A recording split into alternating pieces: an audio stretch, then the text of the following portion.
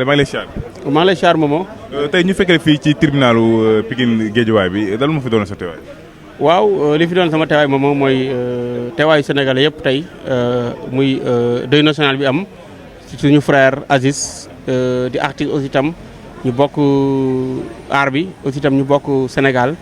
ñu boom ko boom boo xam ne yaakaar naa ku nekk xam na ne àdduna bi ñëpp a koo gis teg seen bët muy bu méttee métti te ñi ko def nekk ay xaritam ñu sës ci moom dëgg-dëgg moo tax tey ñu ñëw. tey bi ñu déggee ci taskatu xibaar dafa mel ni kii nga xamante ne moom mooy Nabou Leye dañ ko dóor li nga xamante ne moom mooy mandat dépôt. waaw maa ngi dégg ñu ne en fait dañ leen dóor mandat dépôt te loolu mooy yoon pour man parce que justice Sénégal xam na li ñuy liggéeyee te képp koo xam ne rek da nga laal ci reyu Aziz bi tey dañ la war a teg loxo bu baax a baax daan yi war ci yëpp ñu def la ko kon tey Nabou Leye man Nabou Leye non mënuma sax wax ci moom quoi parce que Nabou Leye daf ma bett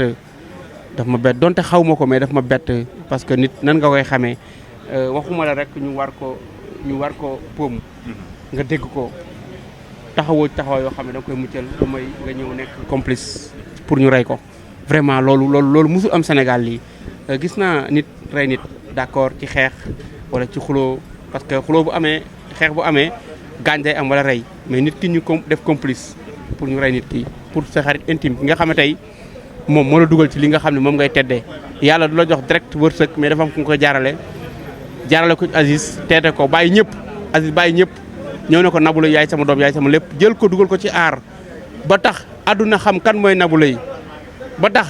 Nabou Leye am koom-koom di dimbale ay waajuram tey ba tax tey Nabou Leye am visa di voyager parce que Nabou Leye day voyager fu nekk di fecci day ànd ak Pape Moussa ànd ak Viss Nour fecc fu nekk kon tey grâce à kan ki nga xam ne mooy Abdou Aziz mii tey mu nga ci aljanay Firdawsi kon Nabou Leye bu defee jëf ji def na jëf joo xam ne ba àdduna tukki kenn du ko fàtte ba àdduna tukki yàq na deru li nga xam ne moo di ay mbokkam yàq na deru li nga xam ne bay moo di ay famem waaye doomam bu jigéen tey am na woy woo xam ne du fay ba muy dee kon Nabou Leye li mu def tey dafa rëy ci àdduna tey dafa gàcceel jigéen démb dañ doon yërëm jigéen démb dañ doon suturaal jigéen waaye tey Nabou tey wuññi na sutura jigéen tey ci àdduna bi laay wax du ma ne Sénégal rek parce que lii mu jëf ji mu jëf góor gu baax sax waru koo jëf waxantuma nag li nga xam ne mooy jigéen da nga xam ne jigéen yaa war a jur wàlliw jigéen yaa war a jur xutbu samaan jigéen yaa war a jur président tey nga ñëw jëf-jëf ji ànd ci complice boo xam ne dañuy pour nga rey nit kooku encore ñu rey tey muy sa xarit intime nga wax muy ki nga xam ne tey moo tax nga dugg ci buntu àdduna Nabou jëf na jëf joo xam ne diñ naan talaatay ndeer waaye Nabou def na loo xam ne tey talaatay ndeer jigéen ña nekkoon tey Nabou tey gàcceel na leen tey. gàcceel na leen tey nan nga déggee baat boobu nga xamante ne Olof Ndiaye moom la faral di wax mooy sa paaka bi lay rend sa noonu moo koy daas wala sa xarit moo koy daas dafa mel loolu luñ dul bàyyi xel waaye lu dëgg la. man baat boobu dama naan xam nga baatu kan lay doon muy nit ku bon. waaye xarit am na buñ ne xarit amul barki Seydina Muhammad xarit am na gore mu ngi am ba léegi waaye goree di ci deret la nekk lu mu yàgg-yàgg loo ko denc day ñëw Nabou Leye mësul nekk gor parce que bu nekkoon gor bu ñuy tëral Aziz ci ko rendi wala exemple ñuy teg Aziz dil pour rey ko Nabou Leye nekk xaritam nekk léppam nu ñëw taxaw baare moom bal bi dal ko wala jaasi bi dal ko mu dee Aziz dund loolu mooy gor noonu ngay ànd ak moom mais Nabou Leye du gor parce que bu doon gor tey yëg na Aziz histoire na wala lenn la tey war na dem donné sa li nga xam ne moo di tey ñi ko def jëf ji tey ñu jàpp leen tey te Aziz dund wala moom mu dee ñu rey ko parce que menace man sama xarit boo ko naree faat nga menace ma di nga ma rey sama xarit boobu dund loolu mooy gor parce que foofu soxluñu fa dara lu may gor ngor lañ fa soxla comprendre nga soxluñu fa lenn lu may gor kon Abdou Aziz Nabou Leye moom deretu gor nekkul ci yaramam barke Serigne Saliou moom man dama koy attee kon man bu doon maa yoon dama koy attee comme ñi rey parce que tey complice la ci nga xam ne ñu tey ñoo bëëm Abdou Aziz ak Waly muy lu ñaaw trop voilà. peine de mort bi nga xamante ni Abdoulaye Wade moo ko fa jëloon d'accord nga ñu daal koy indiwaat